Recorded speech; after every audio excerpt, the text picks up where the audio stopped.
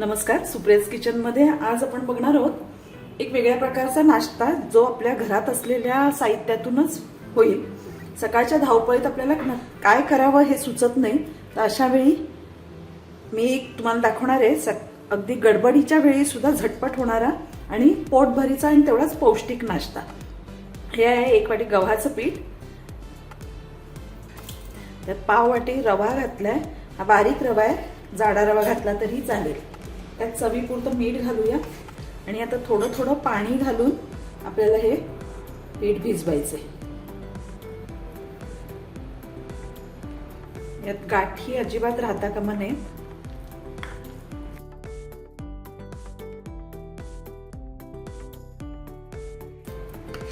हे सगळंच पाणी लागणार आहे आपल्याला। अजून थोडं पाणी घेऊया।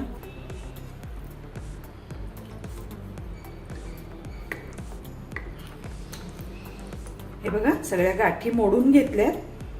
हे आता एवढं पातळ ठेवायचं, ह्यासाठी जवळजवळ 1.5 कप पाणी लागलंय मला। आणि हे आता एक 10 मिनिटं आपल्याला झाकून ठेवायचं आहे, म्हणजे तो जो आपण रवा घातलाय तो चांगला भिजेल। हे झाकण घालून ठेवून देऊया।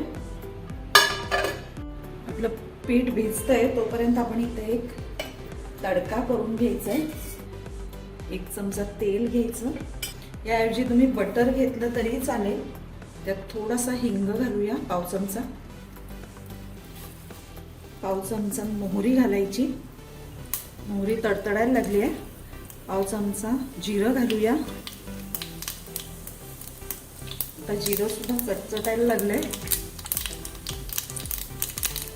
त्यात इथे मी या भाज्या घेतल्या, आपल्याकडे ज्या असतील त्या घ्यायच्या आहेत। इथे आधी मिरची घालूया हिरवी बारीक चिरून। कांदा एक लहानसा बारीक चिरून घेतलाय मी।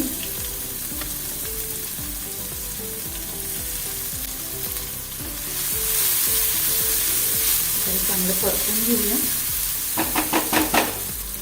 यात आता टोमॅटो घालते मी।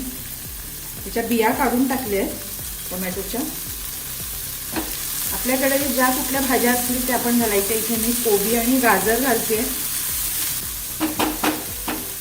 इथे थोडंसं अगदी मीठ घालूया ह्या भाज्यांपुरतंच, कारण आपण पिठात मीठ घातलेलं आहे। यामध्ये घालण्याचं कारण की लगेचच या मऊ होतील भाज्या। पाव चमचा हळद घालायची। एकदम झटपट होणारा, त्याचप्रमाणे पौष्टिक आणि चटपटीत, मुलांनाही आवडेल, सगळ्यांनाच आवडेल, मोठ्यांपासून लहानांपर्यंत सगळ्यांनाच असा नाश्ता आवडेल। आता यामध्ये आपण कोबी घालूया।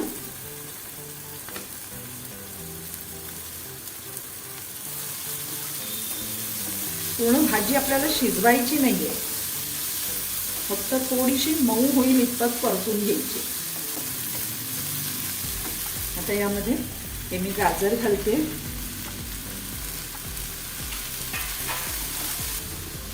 दोन मिनिटं फक्त परतायच्या आहेत। गॅस बंद करून टाकायचा आपल्याला। आता भाज्या छान मऊ झालेल्या आहेत। 2च मिनिटं फक्त परतून घ्यायच्या आणि गॅस बंद करून टाकायचा। हे बघा, आपलं पीठ छान भिजलेलं आहे। आता यामध्ये आपण हा जो तडका तयार केलाय तो घालूया।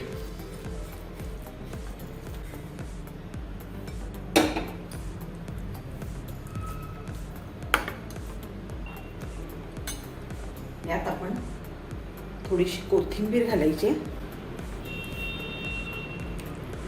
हे आता खूप घट्ट आहे, आपल्याला यामध्ये अजून पाणी घालावं लागणार आहे।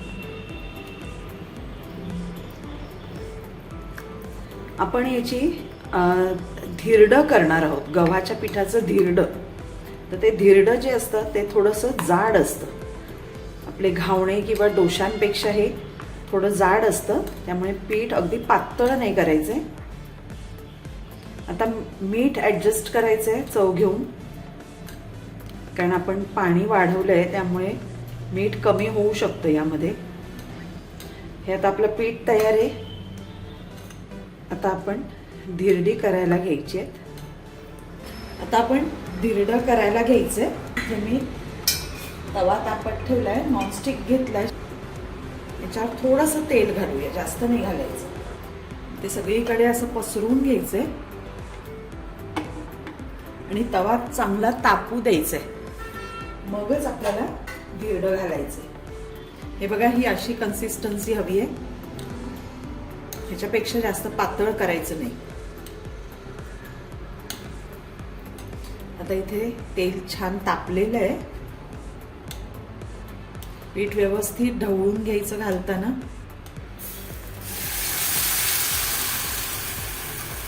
धिरडं थोडं जाडच असतं, त्यामुळे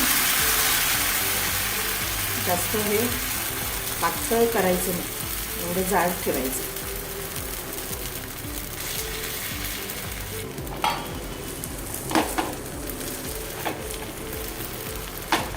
तर यावर 2 ते 3 मिनिटं झाकण ठेवूया. आता गॅस बारीक ठेवूनच हे का शिजवायचंय, कारण आपल्याला ते आतून व्यवस्थित व्हायला हवंय सगळं. हे बघा, 2 मिनिटं झालेली आहे. आपण काढूया झाकण. तर लगेच पलटी करायचं नाहीये, थोडा वेळ ठेवायचं असंच. वरून व्यवस्थित सुकलं पाहिजे. गॅस बारीक एकदा घालून झालं की गॅस बारीक करायचा आहे आणि ते व्यवस्थित होऊ द्यायचे. हे जे बाजूला तेल आहे ते थोडंसं असं पसरून घ्यायचं आपल्याला. तर एका बाजूने झालेलं आहे, हे आता आपण पलटी करून घेऊया. वाव, काय मस्त कलर आलेला आहे. आता दुसऱ्या बाजूनेही ते चांगलं होऊ दे. गॅस न वाढवताच व्यवस्थित ते होऊ द्यायचं, नाहीतर बाहेरून लगेच लाल होतं आणि आतमध्ये पीठ तसंच कच्चं लागतं. हे बघा, धिरड्याला किती छान जाळी पडली. आपण यात सोडा वगैरे काही वापरलेलं नाहीये, तरीही सुंदर आपलं धिरडं झालेलं आहे. जाळी छान पडली आहे. हे दुसऱ्या बाजूने सुद्धा चांगलं झालेलं आहे. आता आपण हे एका प्लेटमध्ये काढून घेऊया.